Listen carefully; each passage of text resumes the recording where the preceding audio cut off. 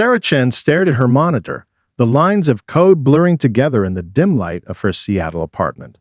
The gentle patter of rain against her window only made her eyelids heavier. She hadn't slept in 26 hours, racing to fix a critical bug in her team's latest software release. The only thing keeping her conscious was the rapidly cooling coffee beside her keyboard.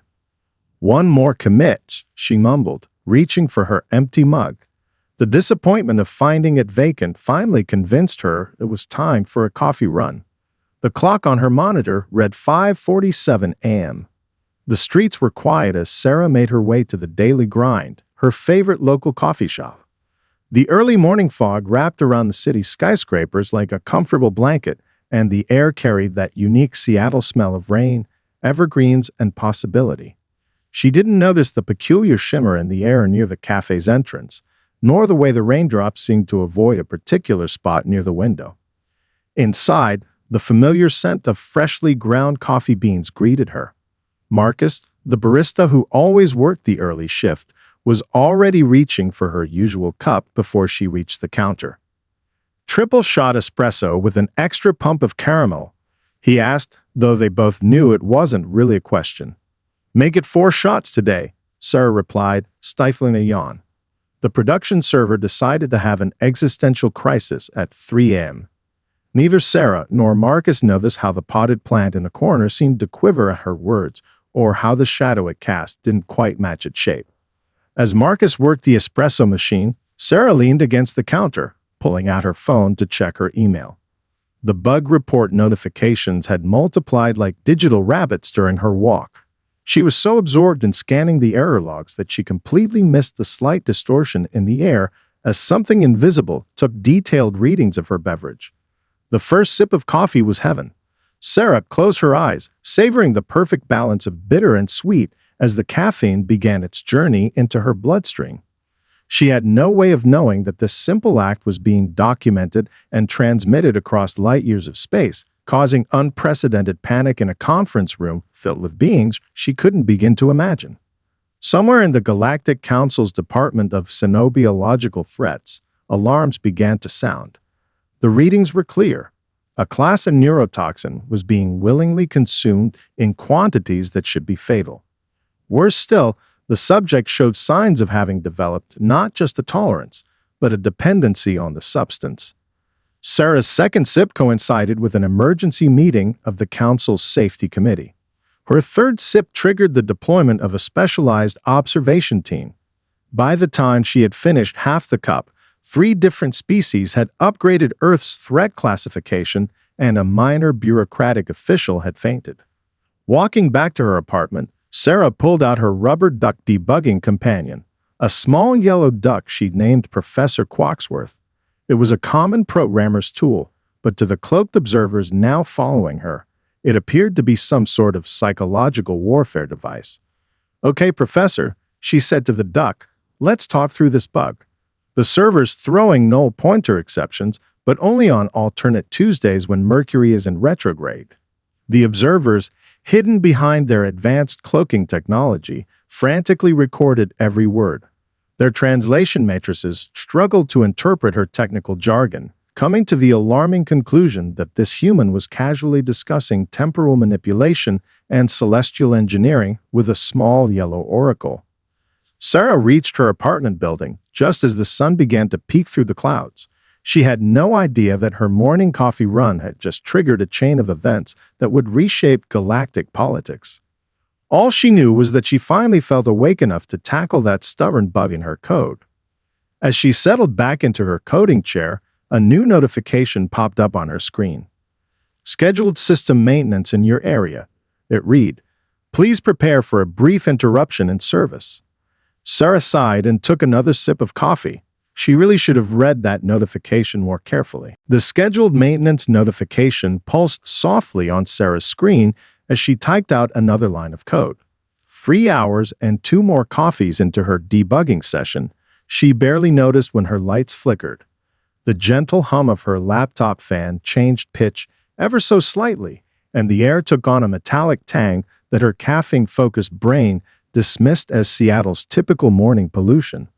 Almost there, Professor Quacksworth, she muttered to her rubber duck, which sat patiently beside her monitor. Just need to figure out why the database keeps returning null values for valid queries. A soft chime, remarkably similar to a rideshare notification, drew her attention to her phone.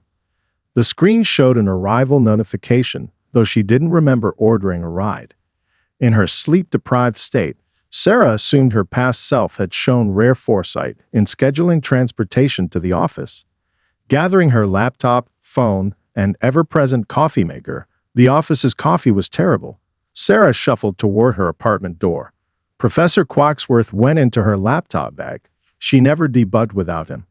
The hallway outside seemed different somehow. Cleaner, more metallic, with an odd iridescent sheen to the walls. But after 29 hours without sleep, everything looked a bit strange. "Good morning," Sarah said automatically as she stepped into what she thought was an elevator. "Tech District, please. Corner of Madison and 5th. The beings operating the extraction vessel's teleportation chamber froze in confusion. Their carefully planned containment protocols for handling a dangerous biological entity hadn't accounted for the target politely boarding their ship and providing coordinates. The mission commander, a Zeraxian named Sith Val, made a series of complicated gestures to their crew that roughly translated to "just go with it." Sarah settled into what appeared to be a seat, pulled out her laptop, and resumed coding. The aliens watched in fascination as she began talking to Professor Quacksworth again, their translators working overtime to decipher what they believed to be an advanced form of psychic communion with a synthetic intelligence construct. "See, Professor, if we implement a caching layer here." Sarah gestured at her screen, completely oblivious to the fact that she was now traveling faster than light. "Then maybe we can prevent these timeout issues." The ship's sensors recorded everything, documenting what they interpreted as a high-level technical discussion between a human expert and a mysterious yellow advisory entity. 3 junior analysts began drafting papers on human-synthetic intelligence relationships. When Sarah's coffee ran out, she finally looked up from her screen. The elevator ride seemed longer than usual, but she'd been so focused on her code that she hadn't noticed. Now, though, she realized something was off. The walls were covered in slowly shifting symbols that definitely weren't Seattle's usual elevator advertisements. She said, finally making eye contact with Sith Val, who stood nervously in what humans would call a captain's uniform. "This isn't Madison Street, is it?" Sith Val made a sound like wind chimes in a tornado, which their translation matrix rendered as, "Welcome aboard the Galactic Council Observation Vessel, Discreet Inquiry. We have been monitoring your consumption of dangerous substances and your communications with synthetic intelligence constructs." Sarah blinked slowly, looked at her empty coffee cup, then back at her laptop screen full of code. "Right," she said, falling back on her customer service experience from college. "Have you tried turning it off and on again?" The ship's AI immediately began a full system restart, interpreting her words as a high-level command. Sith Val's crew scrambled to prevent their systems from rebooting mid-flight, while their cultural experts began an emergency analysis of what they assumed was a demonstration of human power over machines. Sarah just opened another terminal window and started documenting what she assumed was a particularly vivid caffeine-induced hallucination. "Dear Stack Overflow," she typed, "I seem to have encountered an unexpected edge case in my morning commute." The ship's communications officer, monitoring her keystrokes, immediately began searching their databases for information about this mysterious stack overflow that humans apparently use to report reality anomalies. Sarah stared at the holographic terminal the aliens had provided her, trying to make sense of their operating system. After accepting that this wasn't a caffeine-induced hallucination, she pinched herself several times to be sure. She decided to make the best of the situation.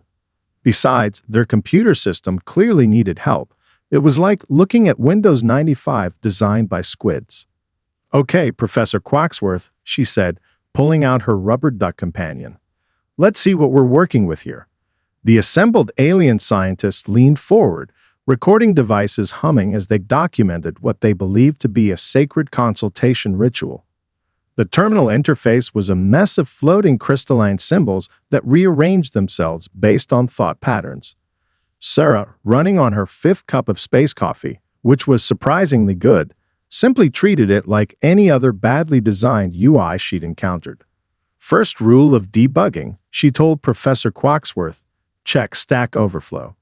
When Sarah pulled out her phone and somehow managed to get a signal, the ship's communications array had automatically adapted to provide her device internet access. The aliens watched in awe as she accessed what they assumed was a mythical knowledge repository of human wisdom. Look at this, Professor, Sarah muttered, scrolling through search results. Someone had a similar issue with quantum interface protocols back in 2019. The solution's right here. She began implementing the suggested fix, unaware that she was rewriting alien code that had remained unchanged for millennia. The ship's systems suddenly became 50% more efficient. Sith Val, who had been nervously watching from the doorway, fainted dead away when their equivalent of Task Manager actually started displaying useful information instead of cryptic error messages. Now about this database structure, Sarah continued, pulling up another window. Who designed this schema? It's like they've never heard of optimization. She began refactoring their quantum database, occasionally pausing to search for best practices or check documentation. The alien archivists were frantically recording every search query she made, believing they were witnessing a human accessing different dimensions of digital consciousness. When Sarah opened several tabs to cross-reference solutions, they documented it as simultaneous parallel reality manipulation. Hey, Sarah called out to a nearby technician. Does anyone have admin access? I need to update some dependencies. The technician, trembling slightly, granted her full system access, believing this was some kind of test of their worthiness. Within hours, Sarah had inadvertently revolutionized their entire computer system. Her simple addition of user authentication, because seriously, who doesn't have login security, was hailed as a breakthrough in quantum consciousness protection. Her implementation of a basic cache system to speed up common queries was documented as temporal data manipulation. When she discovered their equivalent of version control was literally storing different versions in different temporal dimensions, she couldn't help but optimize it. Git is Git, even in space, she mumbled, streamlining their processes down to something that wouldn't accidentally create alternate timelines. The aliens observed in amazement as she constructed what they called reality frameworks, but what Sarah knew as just basic error handling Gs. Their own engineers had never considered the possibility of simply catching errors instead of letting them propagate through space-time. There, Sarah said finally, stretching in her chair. Basic stuff, but it should run better now. Though you might want to consider a full stack update. Some of these packages look older than Earth's solar system. The ship's systems were now running at unprecedented levels of efficiency. The gentle hum of quantum processors had changed to a confident purr. Displays that had flickered for centuries now showed clear, consistent data, and somewhere in the depths of the ship's computational matrices, an ancient AI woke up and finally understood what user-friendly meant. As Sarah turned back to her own laptop to continue debugging her original problem, she remained blissfully unaware that her impromptu tech support session had just been transmitted to every major scientific institution in the galaxy. Across thousands of light years, alien computers were beginning to display a new message. Updates are available for your system. The Galactic Council's central computing chamber was experiencing something it hadn't encountered in 10,000 years. A system update. Hundreds of crystalline displays flickered with installation progress bars, while ancient quantum processors hummed with newfound energy. The cause of this unprecedented event sat cross-legged in a floating chair, sipping space coffee and frowning at error messages. The problem, Sarah explained to Professor Quacksworth, who sat attentively on her keyboard, is that they're treating quantum entanglement like it's some kind of magic. It's still just ones and zeros at the end of the day, even if the zeros exist in multiple dimensions simultaneously. The Council's chief systems administrator, a being made entirely of shifting geometric patterns named XYRO, watched in fascination as Sarah casually rewrote subroutines that had been considered sacred texts. Their maintenance protocols, passed down through generations, were being replaced by what Sarah called proper documentation and actually helpful error messages. See this? Sarah pointed at a particularly complicated section of quantum code. They're storing backup data in parallel universes, but they haven't implemented any sort of garbage collection. No wonder their system's lagging. They've got unused variables clogging up alternate dimensions. A junior administrator fainted when Sarah casually deleted an entire universe that contained nothing but deprecated code comments. Freemore had to be escorted out when she implemented what she called a proper cleanup routine. "Look," Sarah said, turning to address the assembled council members, "your system is like a garden. You can't just let it grow wild for thousands of years and expect it to work properly. You need to prune it sometimes, update the frameworks, maybe implement some basic testing protocols that don't involve sacrificing antimatter to the void." The council scribes frantically recorded her words, interpreting them as profound metaphysical wisdom rather than basic system administration principles. By the end of the day, the Garden of Code had become a new philosophical movement among young tech priests. Sarah's influence spread further when she discovered their interstellar communication network. "You're still using IPv6?" she asked incredulously. "Even Earth has moved past that. Here, let me show you something better." She began implementing what she called a proper modern protocol, unaware that she was revolutionizing faster-than-light communication across the galaxy. When she introduced the concept of API documentation, several elder council members had to sit down. The idea that one could simply explain how systems worked, rather than discovering it through centuries of trial and error, was revolutionary. Her casual mention of stack traces was interpreted as a deep insight into the fabric of reality. "And please," Sarah said, reviewing their security protocols, "tell me someone has thought about input sanitization. You can't just accept raw quantum data without validation. That's how you get space SQL injection attacks." The term space SQL injection caused immediate panic among the Security Council. Sarah spent the next hour explaining basic cybersecurity principles, which were recorded as advanced defensive measures against reality manipulation. By the time she finished implementing what she called basic security best practices, the Galactic Council's systems were operating at efficiency levels previously thought impossible. The ancient AIs that helped manage galactic civilization were running regular unit tests for the first time in their existence, and seemed much happier for it. "There," Sarah said, closing her laptop. "That should keep things running smoothly for a while. Though you really should think about setting up some automated maintenance scripts instead of relying on ritual sacrifices to the void." As she headed off in search of more space coffee, the council chambers erupted in excited discussion.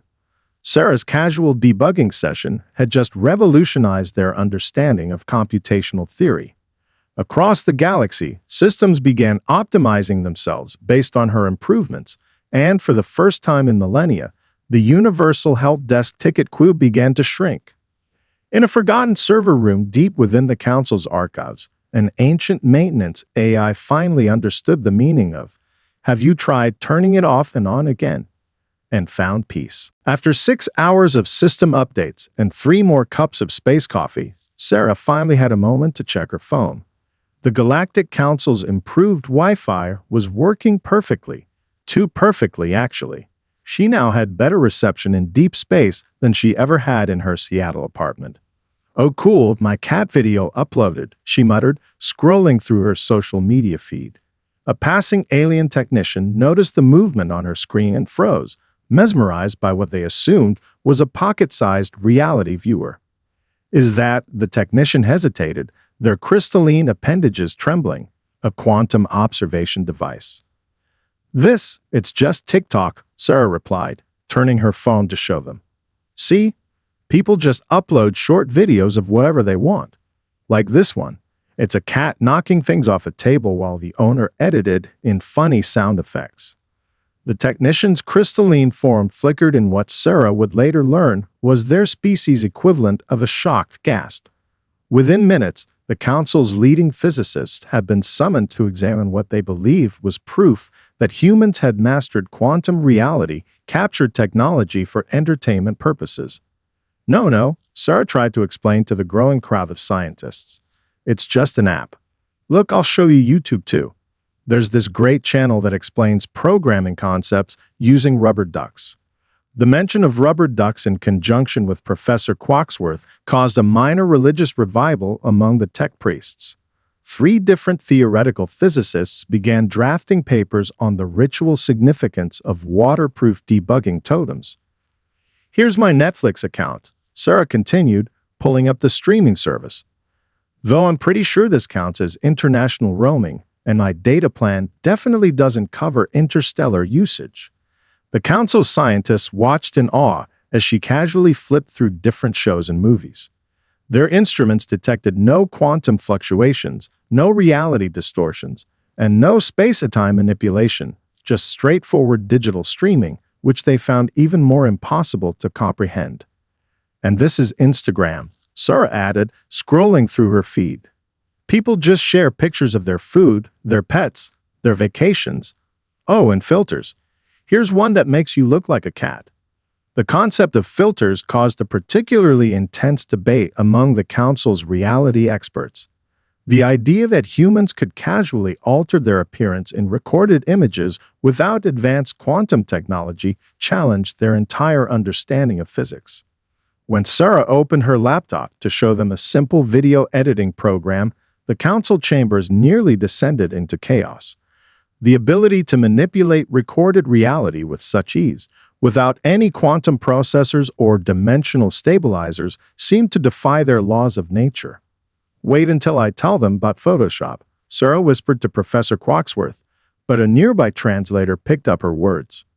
Photoshop? The translator asked nervously. You have establishments dedicated to the manipulation of captured reality fragments. Well, kind of, Sarah began, but before she could explain further, the council's emergency alert system activated. The mere concept of widespread access to reality manipulation tools had triggered their civilization's equivalent of a security panic. Sarah spent the next 2 hours trying to explain that digital image editing wasn't actually magic, just mathematics and pixels. This somehow made it worse, as the council struggled to comprehend how humans had reduced reality manipulation to simple mathematical operations accessible to anyone with a computer. Look, Sarah said finally, pulling up her code editor. I'll show you how digital image processing works. It's really just arrays of numbers representing colors. And she stopped as she realized the entire council was now staring at her development environment with religious awe. Her casual use of Visual Studio Code, with its syntax highlighting and auto-completion, was being documented as evidence of human-AI symbiotic development. Somewhere in the council's vast databases, a new entry was being created. Human digital manipulation, threat level, critical. Notes. They think it's simple math. Meanwhile, Sarah's phone quietly updated her Instagram story. Stuck in space, but the Wi-Fi is amazing. Also, trying to explain memes to aliens is harder than debugging in production. The Galactic Council's observation chamber had turned into an impromptu testing facility. After the revelations about Earth's digital reality manipulation, they wanted to understand more about human capabilities. Sarah, who just wanted to get back to fixing her original bug, found herself participating in what she assumed was some sort of alien usability testing program. So, Sarah said, examining the crystalline device they placed before her, you want me to figure out how this works. She turned the object over in her hands, looking for any obvious interface elements. The assembled scientists held their breath, their instruments ready to record what they assumed would be an advanced analytical process. Well, first thing we try. Sarah poked what looked like a button.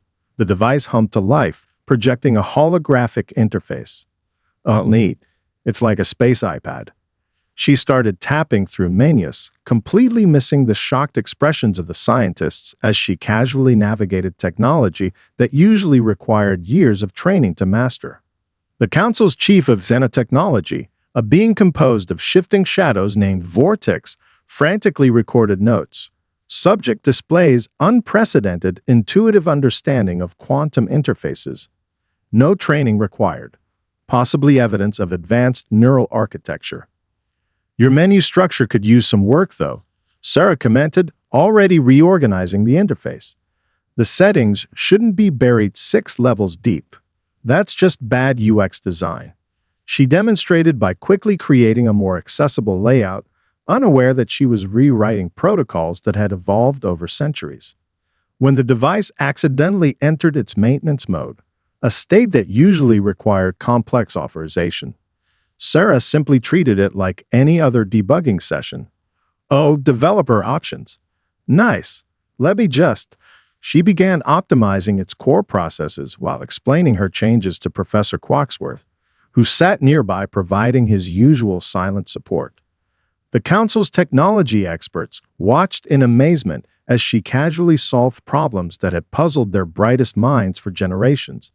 Her approach of just try things until it works was documented as an advanced problem-solving methodology. You know what this reminds me of? Sarah said, deep in concentration.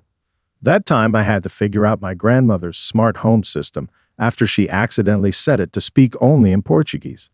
Now that was a challenge. The mention of adapting to randomly changing language protocols sent the xenolinguists into a frenzy. They began drafting papers on human linguistic adaptation capabilities, completely missing Sarah's point about bad user interfaces.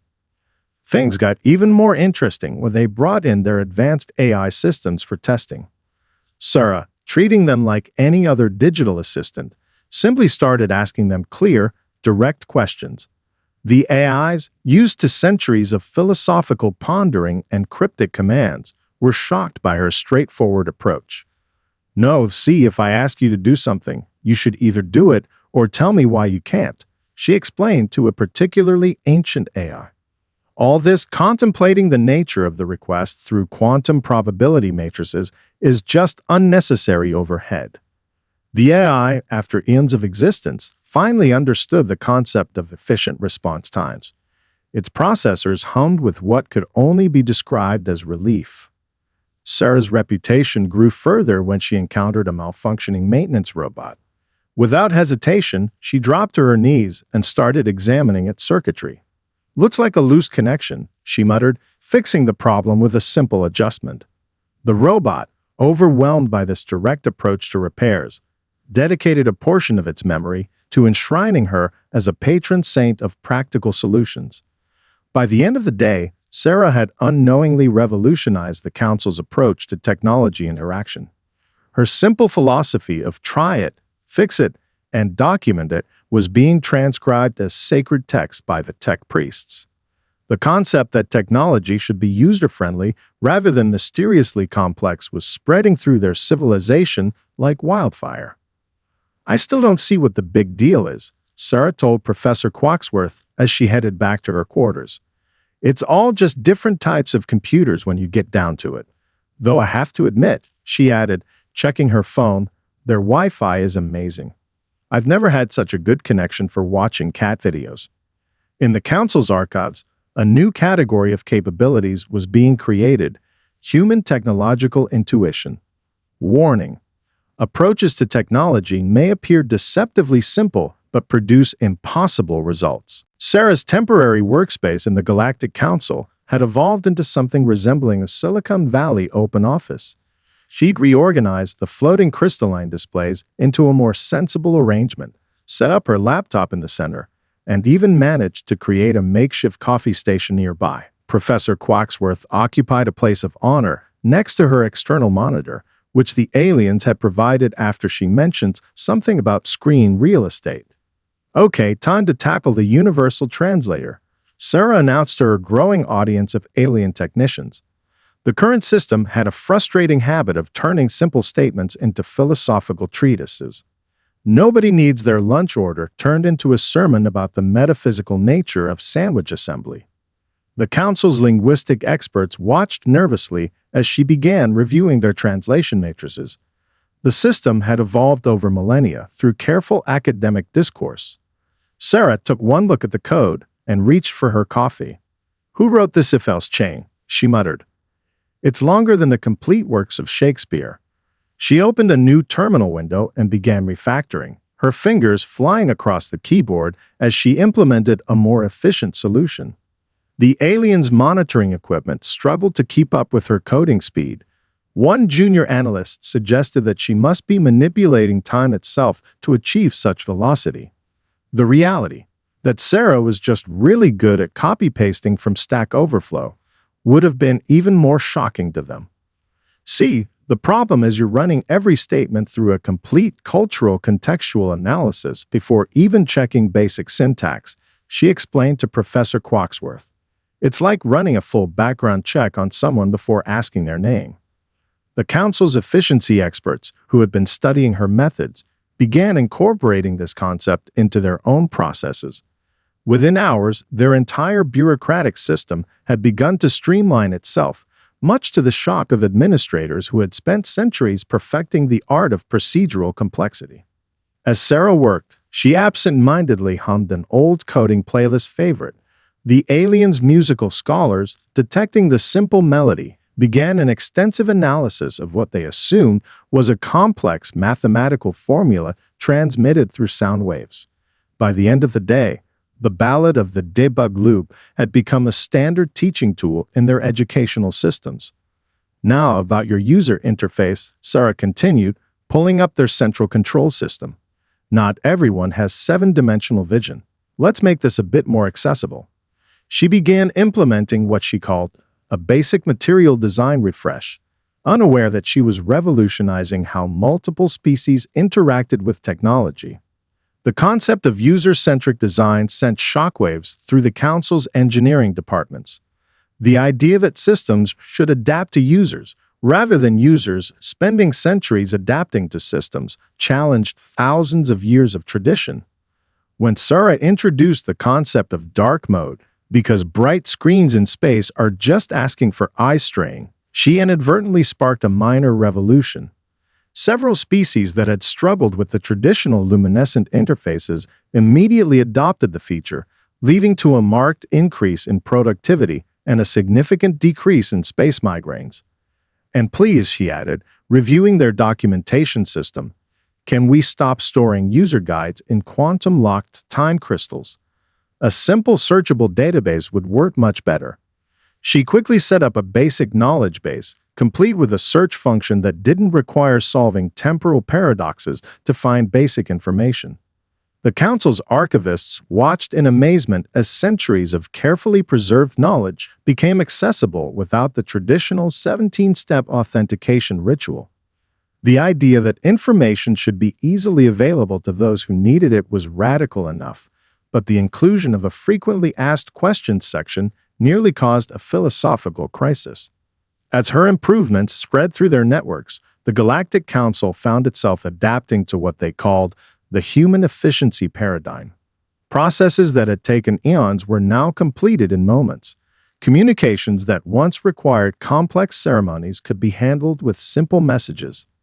In a quiet corner of the council chambers, an ancient bureaucrat looked at their newly streamlined workflow and whispered, "By the eternal void, paperwork is actually making sense." They quickly filed for retirement before anyone could notice their heretical observation. Meanwhile, Sarah was already moving on to her next project. "Now about your email system," she began, unaware that she was about to revolutionize interstellar communication with the simple concept of Inbox Zero. The Grand Assembly Hall of the Galactic Council had never been so full. Representatives from thousands of species crowded the dimensional expanded space, all eager to witness the human who had transformed their civilization in less than a week. Sarah, standing at the central podium with Professor Quacksworth beside her laptop, was putting the finishing touches on her presentation. "Did you remember to convert it to PDF format?" she muttered to herself, checking her slides one last time. Nothing worse than font compatibility issues during a presentation, even if it is to an intergalactic audience. The Council's High Administrator, a being of pure energy contained within an ornate environmental suit, approached the podium. Honored members of the galaxy, their voice resonated through the hall. We are gathered here to witness the wisdom of Earth's foremost technological sage, who has revolutionized our understanding of everything. Sarah looked up from her laptop. Oh, we're starting. Just let me share my screen real quick. She clicked a few buttons, and her presentation appeared on the vast holographic displays surrounding the hall. The title slide read, "Keeping It Simple, A Human's Guide to Technology, now with 100% less quantum paradoxes." Several theoretical physicists in the audience fainted at the suggestion that quantum paradoxes were optional rather than mandatory. So, here's the thing. Sarah began, clicking to her first slide, which featured a simple flowchart. Technology shouldn't be complicated. If something seems too complex, it probably is. Like your old email system, you don't need to calculate alternate timeline probabilities just to send a meeting invite. The audience, used to lengthy philosophical dissertations, was shocked by her direct approach. The concept that complexity wasn't directly proportional to advancement challenged millennia of technological development. Take your development process, she continued, showing a before and after comparison. Previous method, 17 layers of quantum approval matrices. New method, Git push and basic code review. Much better, right? A young tech priest in the audience raised their appendage. But how do we ensure the cosmic significance of each code deployment without the traditional ceremony? That's what unit tests are for, Sarah replied, switching to a slide showing basic testing principles. Trust me, a good test suite is better than any amount of quantum uncertainty calculations. As she continued her presentation, Sarah inadvertently outlined a new philosophy of technological development that would influence the galaxy for generations to come. Her simple slides, interspersed with relevant memes and cat pictures, because every presentation needs some fun, would later be studied as sacred texts. And remember, she said, reaching her conclusion, the best solution is usually the simplest one. You don't need to bend reality to fix a bug. Sometimes you just need to restart the server.